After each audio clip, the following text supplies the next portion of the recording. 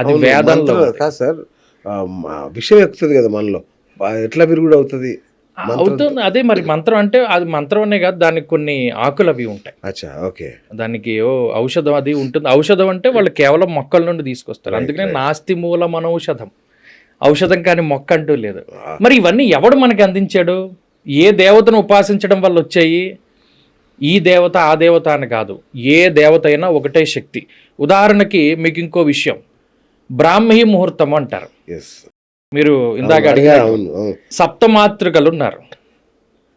బ్రాహ్మి, వారాహి, వైష్ణవి, ఇలా 7 సప్తమాతృకలు ఉంటాయి. విష్ణుమూర్తి యొక్క శక్తి వైష్ణవి, బ్రహ్మగారి యొక్క శక్తి బ్రాహ్మి, అలాగే కుమారస్వామి వారి యొక్క శక్తి ఒకటి, నరసింహస్వామి వారి శక్తి ఒకటి. ఇలా సప్తమాతృకలు అంటే బ్రాహ్మి, వైష్ణవి, వారాహి, చాముండి, మాహేంద్రి, ఇలా సప్తమాతృకల పేర్లు ఉంటాయి. ఈ బ్రాహ్మీ ముహూర్తం అన్నది ఈ మధ్యకాలంలో ఎక్కువ వినబడుతుంది కదా. ఇదేంటి అంటే సూర్యోదయానికి ఒక ముందు 90 నిమిషాల కాలం, అరుణోదయ కాలంలో బ్రహ్మగారి యొక్క శక్తి అయినటువంటి బ్రాహ్మీ అనేటువంటి శక్తి ఉండేటువంటి కాలం.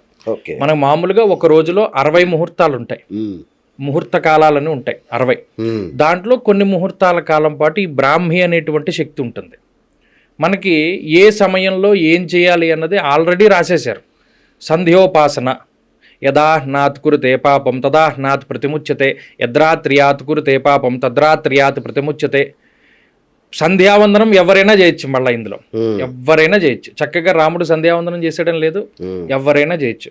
ప్రతిరోజు రాత్రి తిన్న సామాన్లు పొద్దున్న ఎలా గడుక్కుంటామో మనం చేసిన పాపాలు మనస వాచ కర్మన అన్ని పాపాలు కడుక్కునేటువంటిది సంధ్యావందనం. అందులో ఏం చెప్పాడు? చక్కగా బ్రాహ్మీ ముహూర్తంలో లేచి స్నానం చేసుకుని సంధ్యావందనం చేయమని. అందులో తర్పణాలు వదులుతారు. తర్పణాలు వదిలి ఆ మంత్రాన్ని జపిస్తారు. ఆ సమయానికి ఎంత శక్తి ఉంటుంది అంటే మనం ఏమి చేసినా హై సక్సెస్ రేట్ ఉంటుంది. ఇది ఇప్పటికి చాలామంది చెప్పుండొచ్చు. కానీ దానికి అలా ఎలా వచ్చింది అంటే ఇది బ్రాహ్మీ అనేటువంటిది బ్రహ్మగారి యొక్క శక్తికి ప్రతిరూపము. వైష్ణవి అంటే విష్ణుమూర్తి యొక్క శక్తి. ఇలా అన్నమాట. ఆ శక్తి ఎంత గొప్పది, మనల్ని ఉత్తేజితులను చేస్తుంది, మన సంకల్ప సిద్ధి కలిగిస్తుంది. బ్రహ్మగారు చేసేది అదే కదా, సంకల్పం చేస్తాడు, శక్తి సృష్టి చేస్తాడు.